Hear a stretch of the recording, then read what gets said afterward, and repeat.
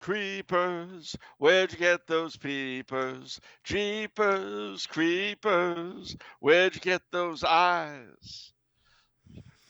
Here we are again with another pre-show, everyone. Gather round. It is in bloody credible. We have another pre-show. I mean, this, for one thing, it's in the bleak November, and we've had the election, we've had St. Martin's Day and Martinmas and Veterans Day, Remembrance Day, etc. I guess we're pretty much gearing up for Thanksgiving. Not unless there's some sort of other esoteric days between now and Thanksgiving that you can think of. That typically you have a couple in your. Well, St. Catherine's Day is the 25th. Um, well, which Saint Catherine of Siena or Alexandria. Genoa or Alexandria? Alexandria. St. Catherine of Alexandria. But no, this is just amazing, and it is the second week of America under siege. Yes. You're talking about our freedoms, right? Our freedoms being under siege. Yeah, that's it. Yeah. That's it. Our country is it's the second week, and the Republicans now officially have the majority they wanted in the House. So there's that. I just got back from a day out at Schloss Artstetten, which is the former home of Archduke Franz Ferdinand and his wife Sophie, and it's still in the hands of the family now in the fourth generation, great grandchildren. Uh, and the Prince Leo von Hohenberg, the great grandson of Ferdinand, gave a speech on the necessity of truth and goodness against stupidity, evil. The need to identify men as men and women as women, and families as families, and fathers as men and mothers as women, and all the stuff that is evil and is not sufficiently reprobated had the election gone differently. I'm sorry. Who is in favor of men being men and women being women? The Prince Leo von Hohenberg, the great grandson of Franz Ferdinand. Wow. He couldn't take it anymore. He'd had enough, and he said, if you speak for the truth, you get canceled. I mean, it was all normal stuff that everyone knows, but to have it said by a senior nobleman in this country, was quite a thrill. I bet. How old is he? He was born in '64, so that means he's either is or will be 60. Okay. Well, way to remind me that I'm 64. Thanks. Yeah, you're the same age as old people. Yeah, I am. And that allows me to ask once again the question. You ready? Ready. Oh, golly. All right, here it is. When I get old and lose all my hair, many years from now, will you still be sending me a Valentine? Birthday greetings, bottle of wine. If I've been out till 2:45, would you lock the door? Will you still need me? Will you still feed me when I'm 64? Well, Well, I think it's still in question on whether we need you, but I guess we'll definitely feed you. Isn't that what you told me on your birthday? well, it's true of the kids here at the ITI. They'll feed me. I don't know if they need me, but they'll feed me. Yeah. I believe me, if it has to be either or, you can be needed or fed. I'll take fed. I mean, oh, I need you. I need you. That's great. I'm hungry. Too bad for you. I need you. Well, right. you know what you can do with your need in that case. Right. Wise choice. All right, shall we do some questions? Oh, you mean the business thing? The business thing, yeah. Is that because we're starting late? Am I being punished? you can do your 50-page ode to autumn. You can do It's whatever getting you. a little thin. It's get, Should do a 50-page ode to winter. The way winter is coming. yeah. Go on. Ned Stark is going to have to go to King's Landing. Yes.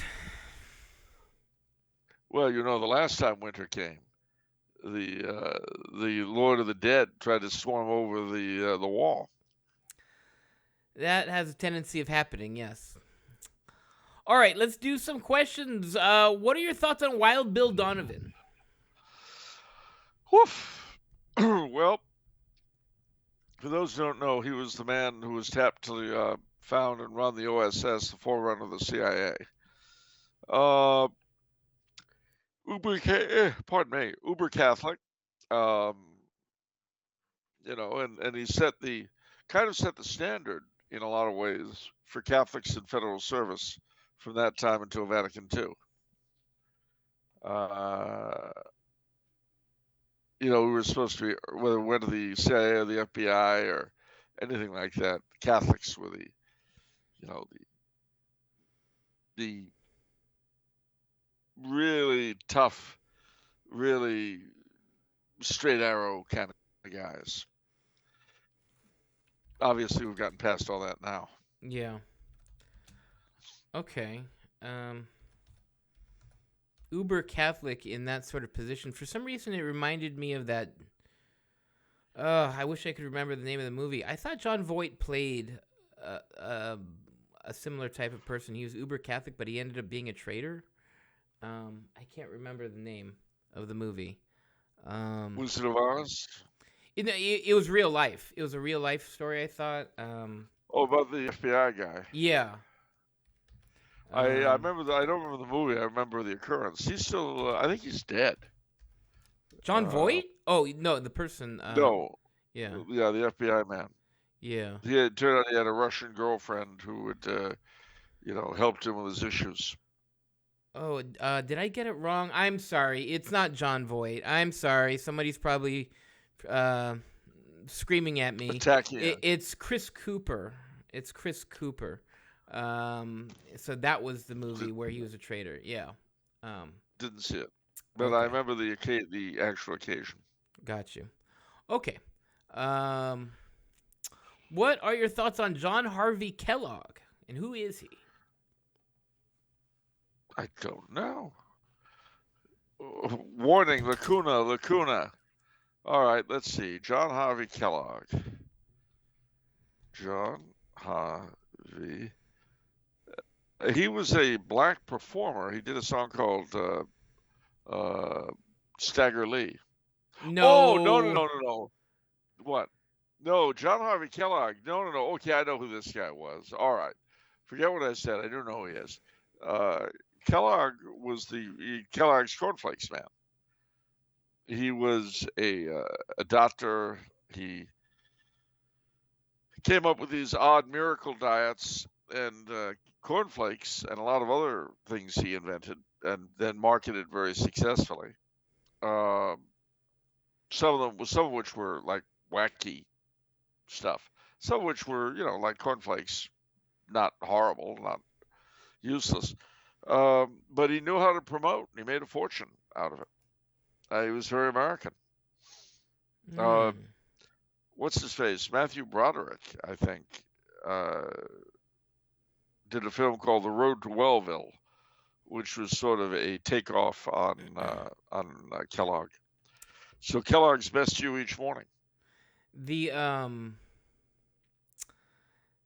I actually incidentally watched.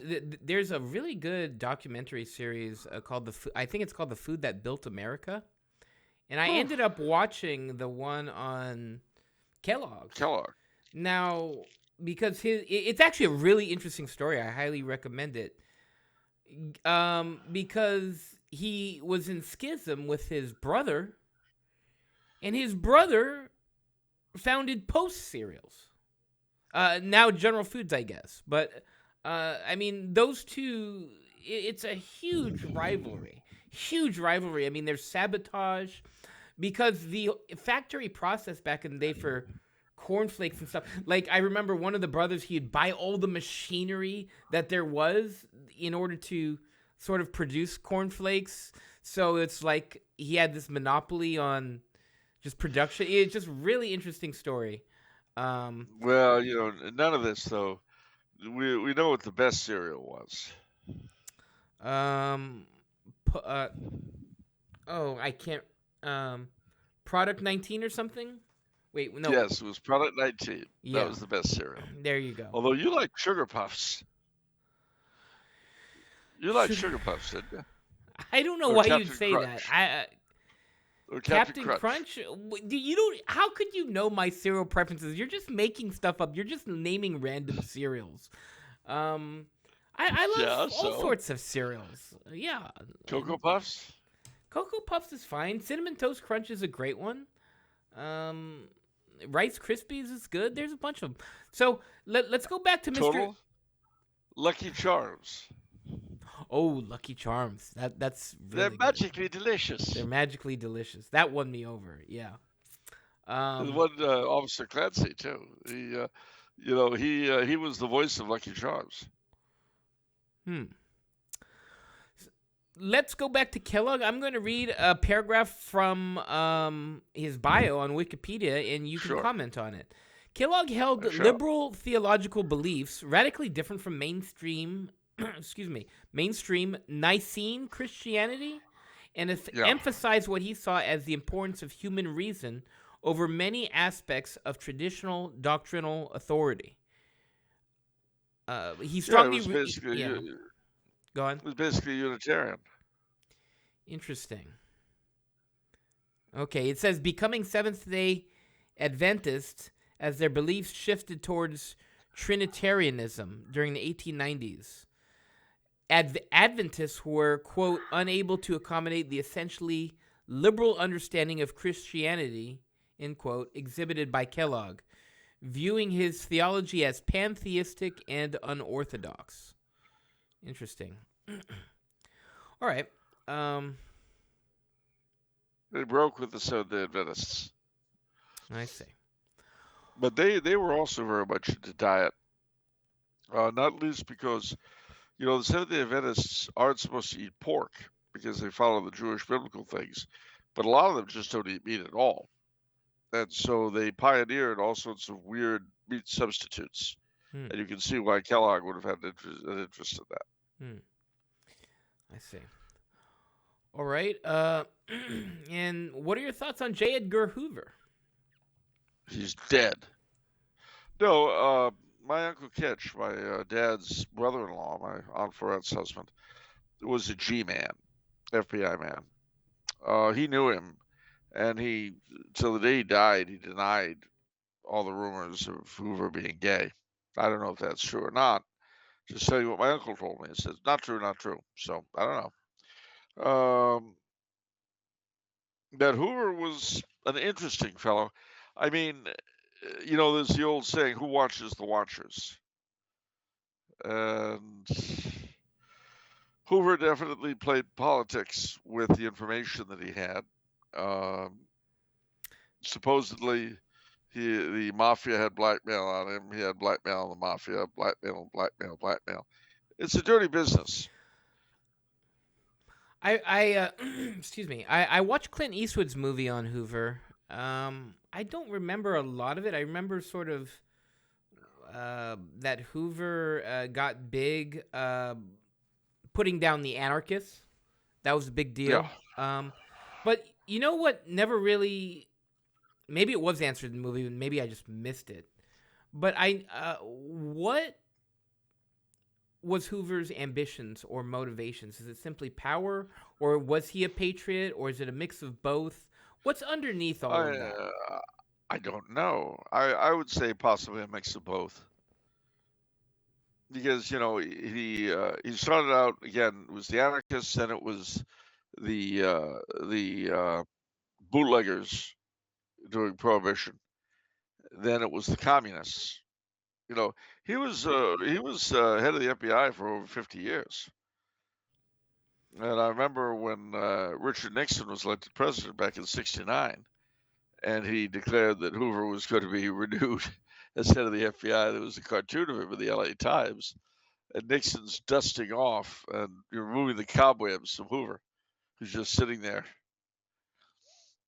So you seem unopinionated on Hoover. No, I am unopinionated. I mean, I really haven't studied the man's life. He was sort of a fixture when I was a kid. Everybody had heard of J. Edgar Hoover.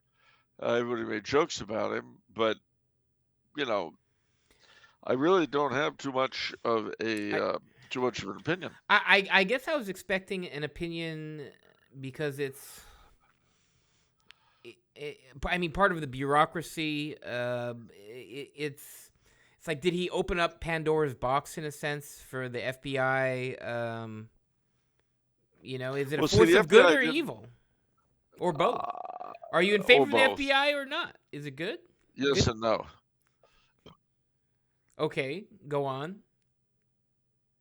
Well, I mean, in a certain sense, the FBI is actually unconstitutional because the federal government, under the Constitution, do not have the right to have a police force, which de facto the FBI has become.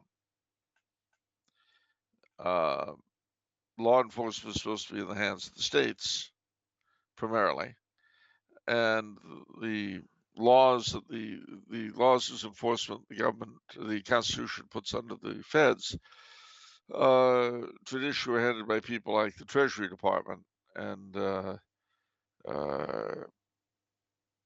Customs, people like that.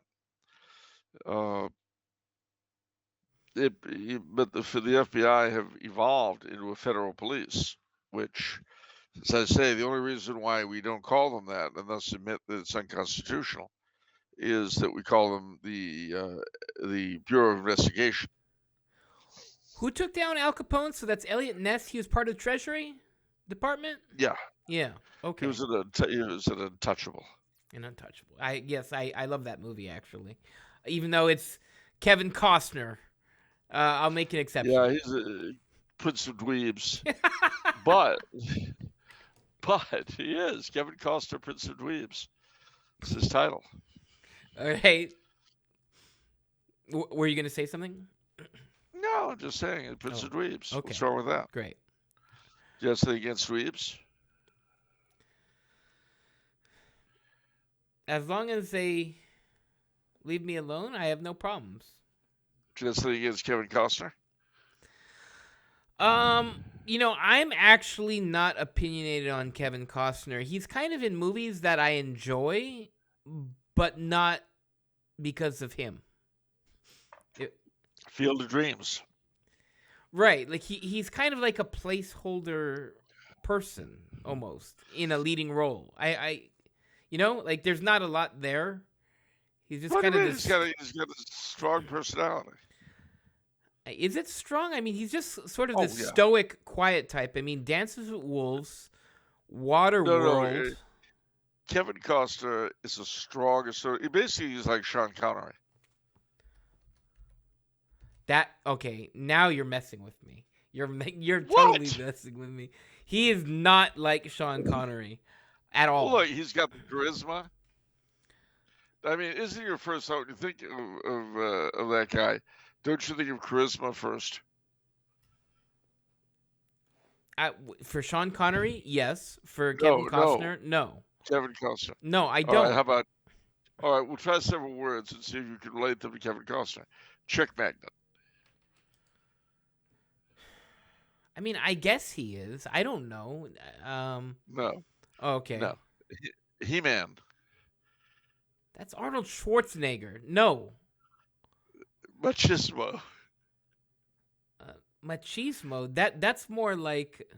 No, definitely not. By the way, actually, I was talking about with Spanish people about machismo. They say that's a negative connotation, not a positive connotation. So is that why people associate Kevin Costner with it?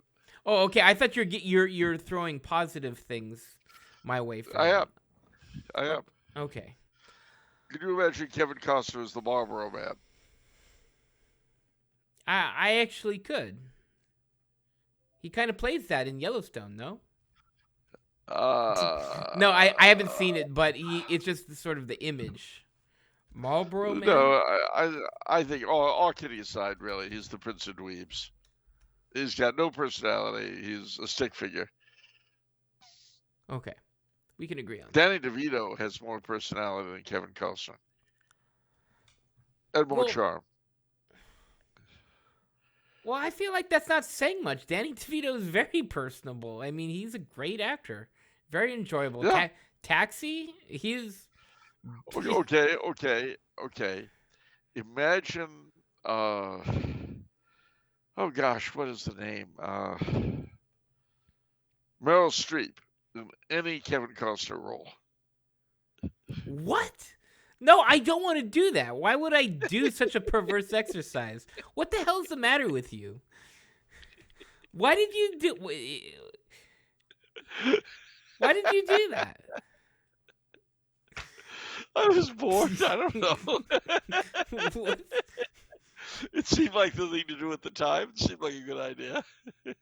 By the way, since we're talking about Meryl Streep, I forgot we were talking That's about what before does. one of the shows, but I remember you made this huge recommendation for The Devil Wears Prada, and Oh yeah. and I remember when you did that, I thought to myself, wow, for Charles to recommend this, there's something special going on here because this is very atypical. This is not a typical No, Charles Coulombe movie recommendation. no, it's not. Did you see it? I saw it and I loved it, and everything you said about it was correct, and it was great. Just pour someone else with your problems. Gee, gosh. What I mean, truly, the devil did wear Prada.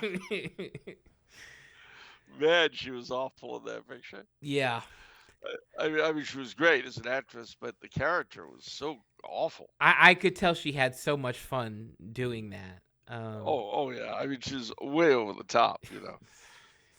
The I've got what's her first name? Priestley was the last name. But the character was Are you talking about Anne Hathaway? Wait, what? no the character she played Oh, well, no. was something Priestley. Well, It was she something played, Priestley. and that was based on a real life person. Actually, this was actually Yes. apparently sort of a revenge novel. Yeah. I was so fascinated by that movie. I was watching the backstory of it, and they actually they changed the character a little bit from the novel for Meryl Streep's character because it was written so that she was so super incompetent and not good at her job because obviously the writer was angry at her. But they ended up making her super, an experienced fashion person that knows what's going on, and she's at the height of her craft. Yeah. So I thought that was interesting. But so what were you trying to go? Where were you trying to go with this?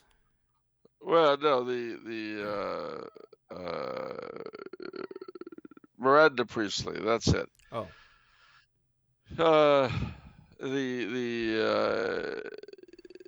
Anna Wintour is supposed to be the model, the editrix in Vogue. But I tell you, yeah. one of my favorite lines of the movies is that so you don't read Runway, and never heard of it until today. She said, well, and you never heard of me. She's like, you have no sense of style at all. Well, I think that depends. No, it wasn't a question. I love how we went from. It's like we played like 6 Degrees of Kevin Bacon, but except our connection was J. Edgar Hoover to Kevin Costner to Meryl Streep to Devil Wears Prada. So. Well, I think that when J. Edgar Hoover starred in The Devil Wears Prada as the Stanley Tucci character, Ooh. Well, I actually like Stanley Tucci a lot. Yeah, I do too. He's a good actor, though I'm not going to see Conclave. Yeah. Yeah.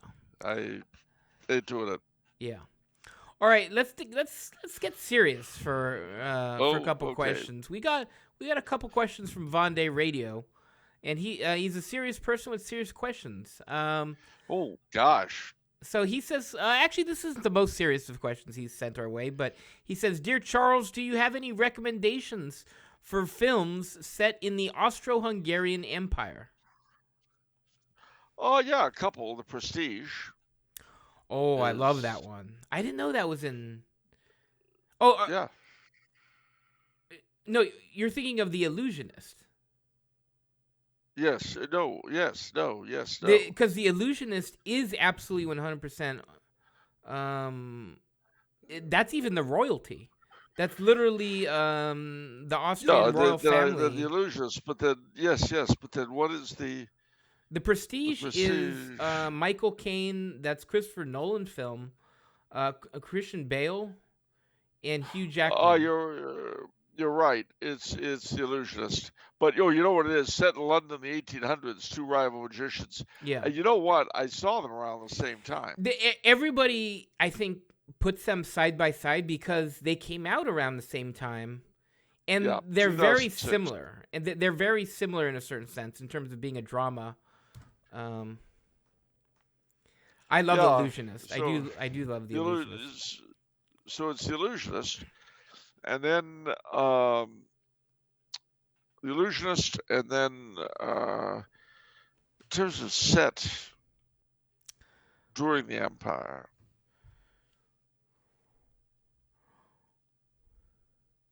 I There guess aren't a lot. the Third Man doesn't count. No, nor does Sound of Music, nor does the Miracle of the White Stallions. yeah. I would say, in terms of giving you a feel for the Vienna of that era, the Illusionist Okay.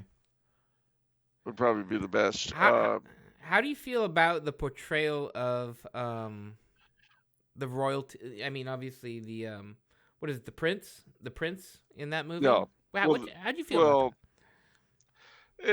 That of course is really not well done. that? Yeah.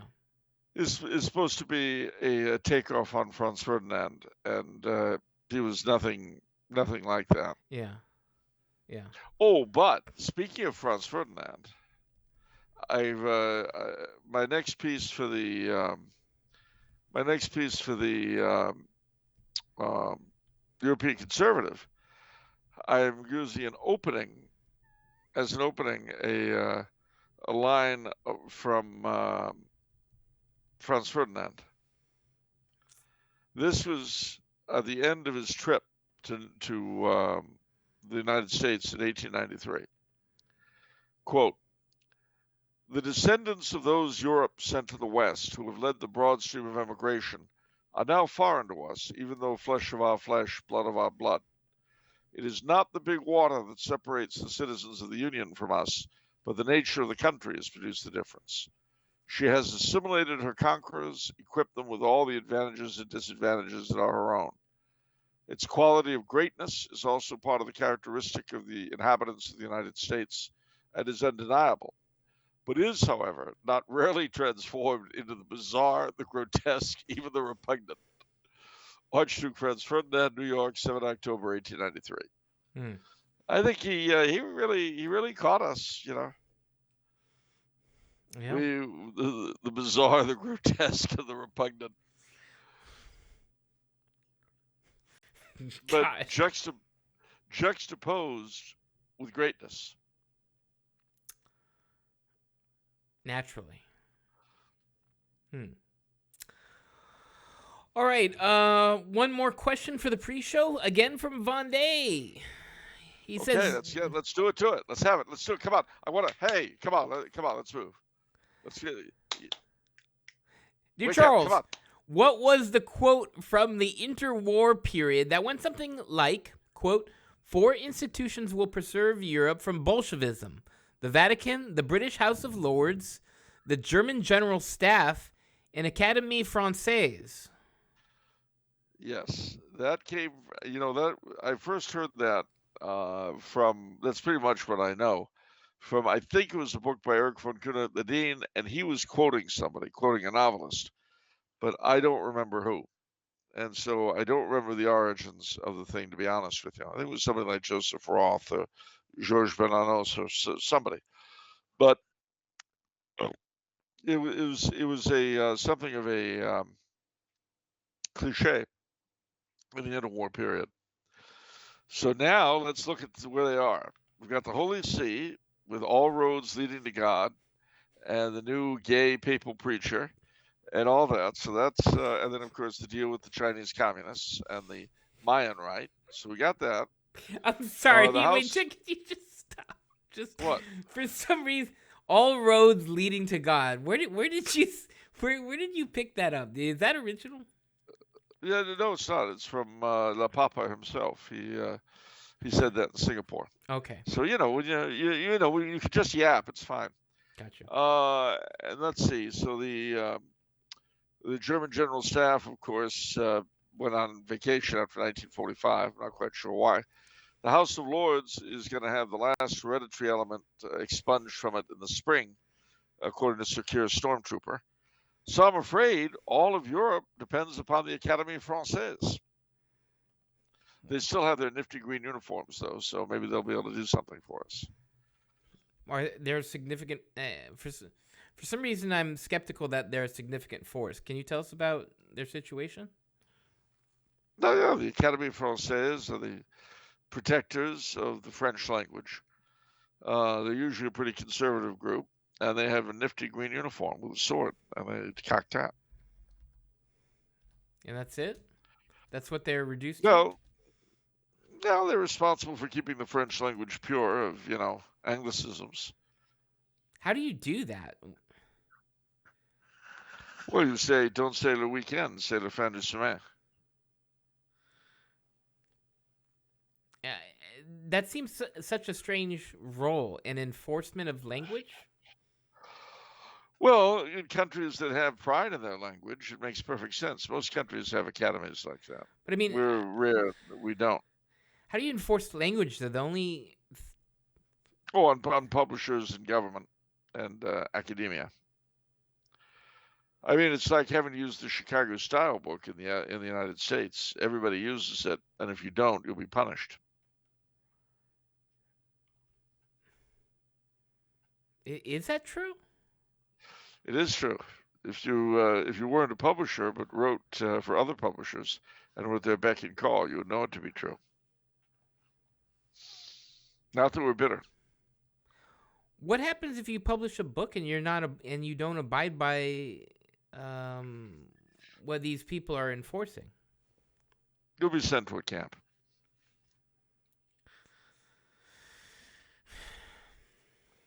Why do you look so disbelieving?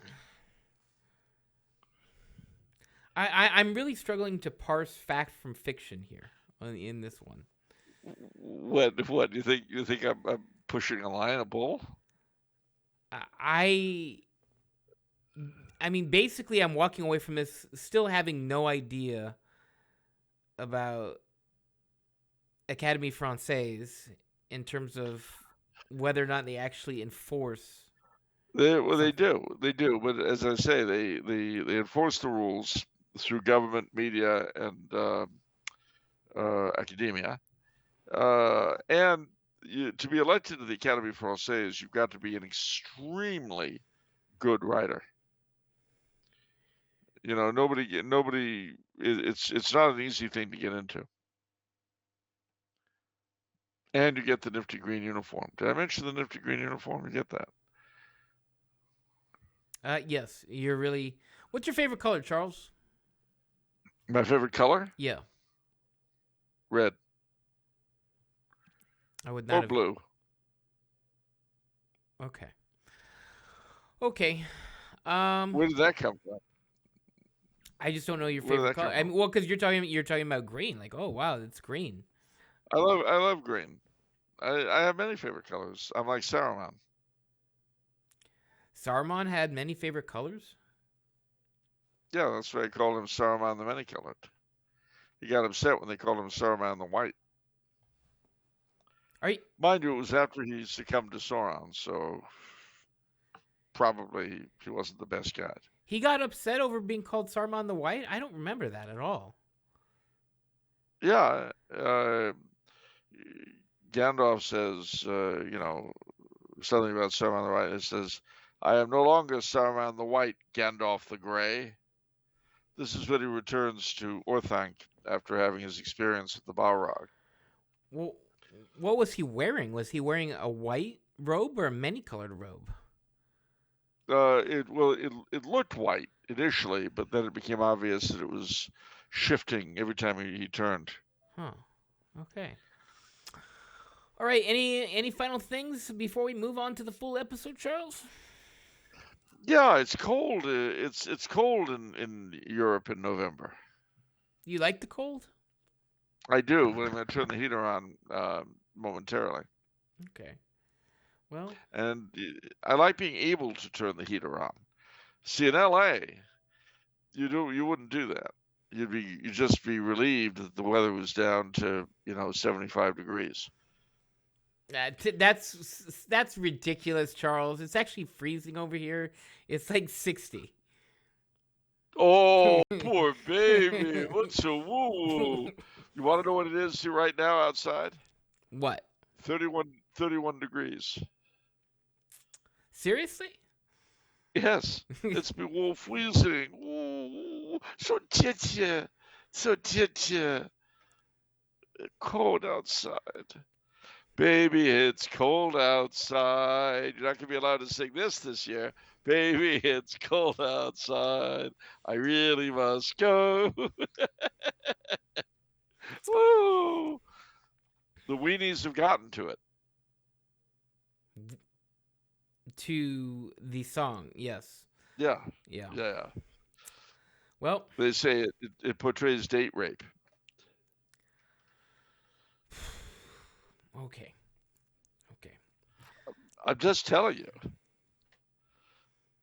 It's amazing what they will tolerate in that realm of censorship and what they don't tolerate. Won't.